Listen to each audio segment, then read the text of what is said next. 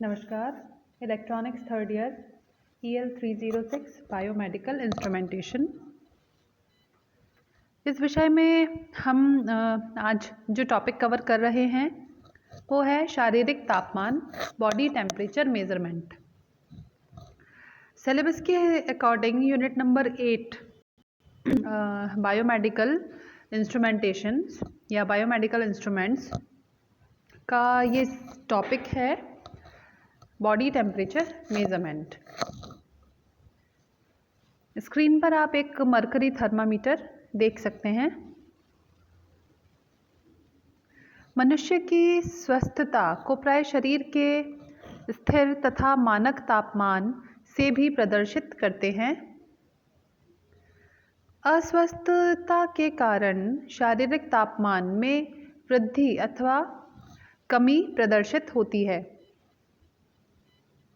अतः शैया रोगी की शारीरिक स्थिति को तापमान से भी व्यक्त किया जाता है। प्राय मरकरी थर्मामीटर घरेलू रूप से तापमान मापने हेतु प्रयुक्त किए जाते हैं। जैसा कि चित्र में आप देख सकते हैं, मरकरी थर्मामीटर को प्रदर्शित किया गया है।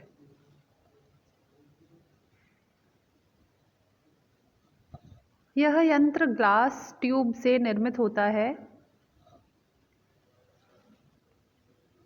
इसमें मरकरी पदार्थ भरकर इसे सील कर दिया जाता है। मरकरी एक द्रवित अवस्था में मौजूद पदार्थ है। यह पदार्थ तापमान संवेदित कर फैलता है। तापमान के अनुसार यह फैलाव कैलिब्रेटेड स्केल पर पाठ्यांक के रूप में प्रदर्शित होता है। यह तापमापक पदार्थों के तापीय फैलाव अथवा संकुचन के सिद्धांत पर आधारित है।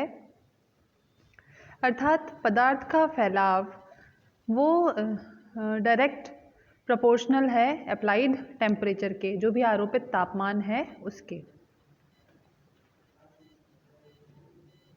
शारीरिक तापमान की सतत निगरानी के लिए इलेक्ट्रॉनिक थर्मामीटर प्रयुक्त किए जाते हैं।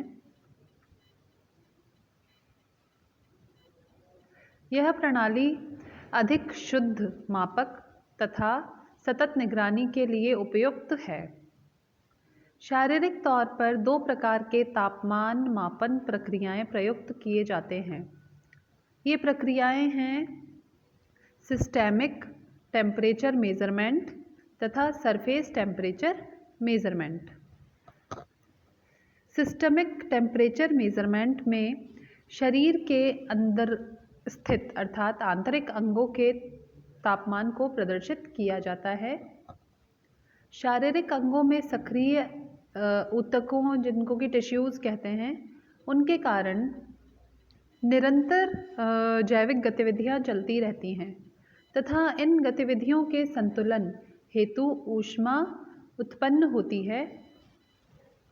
यह ऊष्मा संबंधित अंग के तापमान को प्रदर्शित करती है। अंगों के तापमान स्वस्थ अथवा तंदुरुस्त अवस्था में सदैव स्टेबल तथा रेटेड रहते हैं। जो भी निर्धारित होना चाहिए तापमान उतना ही रहता है। अतः रोगी के व्याधिग्रस्त होने पर यह तापमान भी परिवर्तित हो जाता है। सिस्टमिक तापमान में प्राय हृदय, लीवर, मांसपेशियां इत्यादि अंगों का तापमापन किया जाता है। इस प्रणाली में तापमान सुग्राही युक्ति को प्रयुक्त किया जाता है। यह युक्ति अथवा डिवाइस अंग विशेष पर प्रत्यारोपित की जाती है। शारीरिक उपापचय ठीक अथवा समुचित रहने की स्थिति में स्थिर एवं निर्धारित तापमान प्रदर्शित होता है, किंतु रोगी के व्याधिग्रस्त होने की स्थिति में परिवर्तित अंगीय तापमान इस प्रणाली द्वारा सतत रूप से ज्ञात किया जाता है। नेक्स्ट है आपका सरफेस टेम्परेचर। प्राय 37 डिग्री सेंटीग्रेड अथवा 98.4 डिग्री फ़ारेनहाइट ताप पर सदैव स्थिर बना रहता है सतही तापमान। किंतु शारीरिक उपापचय क्रिया अर्थात मेटाबॉलिज्म के अपसेट होने के कारण शरीर द्वारा ऊष्मा का उत्सर्जन स्लो अथवा तेज होने के कारण यह तापमान स्थिर नहीं होकर कम अथवा अधिक क्रमशः हो जाता है। शरीर के तापमान की नियंत्रण प्रणाली मस्तिष्क के गहन स्थल पर स्थित है। यह मस्तिष्क के तापमान नियंत्रण प्रणाली द्वारा उक्त ताप वृद्धि अथवा कमी को संवेदित किया जाता है तथा परिणाम स्वरूप तापमान वृद्धि की स्थिति में शरीर को कूल या शीतल करने हेतु सतह अथवा स्किन पर विद्यमान जो स्वेट ग्लैंड्स होती हैं, स्वेदन ग्रंथियां जिनमें पसीना बहता है, में रक्त प्रवाह बढ़ाकर पसीने का उत्सर्जन कर शरीर को शीतल किया जाता है। इस अवस्था में शरीर एक ऊष्मा उत्सर्जक का कार्य संपादित करता है, किंतु इससे विपरीत अर्थात शरीर के तापमान को घटने की अवस्था अर्थात सर्दी लगने की अवस्था में शरीर की जो सतह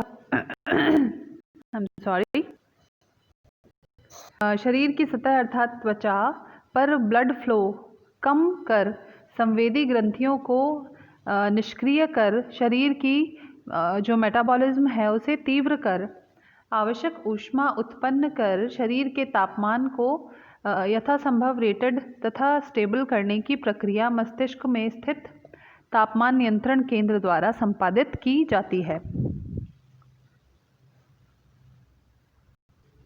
मस्तिष्क के तापमान नियंत्रक केंद्र द्वारा शरीर में अथवा शरीर के अंग, यहाँ स्क्रीन पर आप देखते हैं टेम्परेचर मेजरमेंट के लिए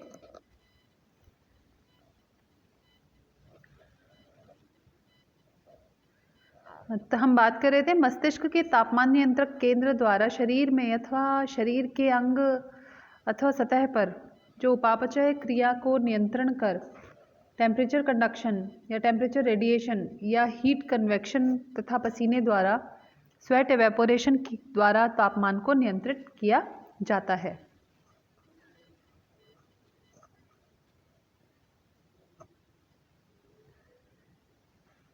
ये जो हमने अभी दोनों प्रकार की तापमान मेज़रमेंट के लिए जो प्रणालियाँ पढ़ी हैं, एक तो इंटरनल और एक सरफेस, इनके लिए इलेक्ट्रॉनिक टेम्परेचर सेंसिंग डिवाइसेस प्रयुक्त किए जाते हैं। मुख्य तौर पर जो प्रयुक्त युक्तियाँ हैं वो निम्न हैं। थर्मोकपल है, थर्मिस्टर अथवा सेंसिस्टर है।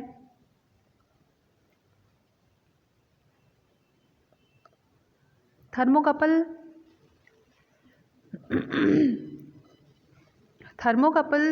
ही दो विभिन्न धातुओं की संधि से निर्मित होता है। इसमें जो आउटपुट वोल्टेज है वो जंक्शन टेम्परेचर के डायरेक्टली प्रोपोर्शनल होता है।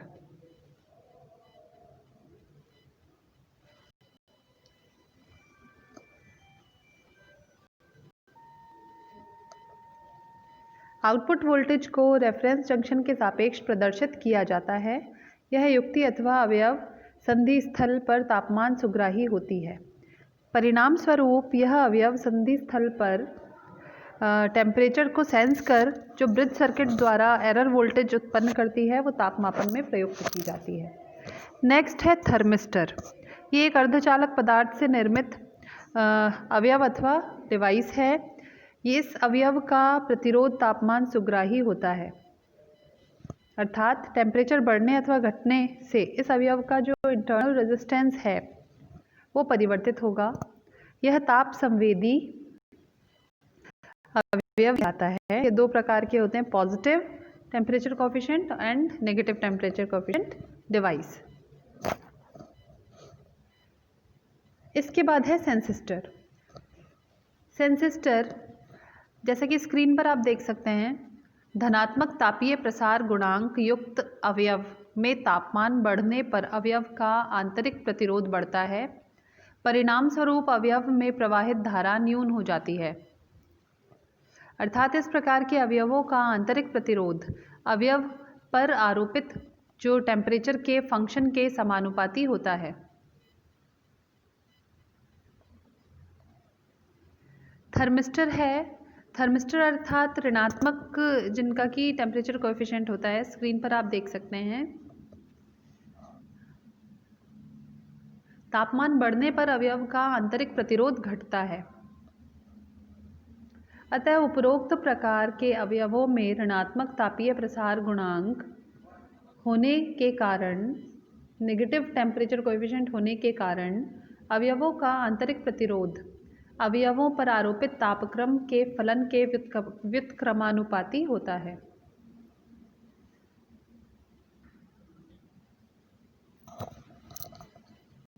ये हमने आज देखा सेंसिस्टर, थर्मिस्टर तथा थर्मोकपल, और साथ ही हमने देखा कि इंटरनल टेम्परेचर मेजरमेंट के लिए क्या प्रोसीजर रहता है एंड सरफेस टेम्परेचर मेजरमेंट के लिए क्या क्या उपयोग में लिए जाते हैं इंस्ट्रूमेंट्स। तो ये हमने बेसिक आज इसका इंट्रोडक्शन देखा। इसके बाद हम नेक्स्ट क्लास में पढ़ेंगे टेम्परेचर मॉनिटर की कार्यप्रणाली। धन्यवाद।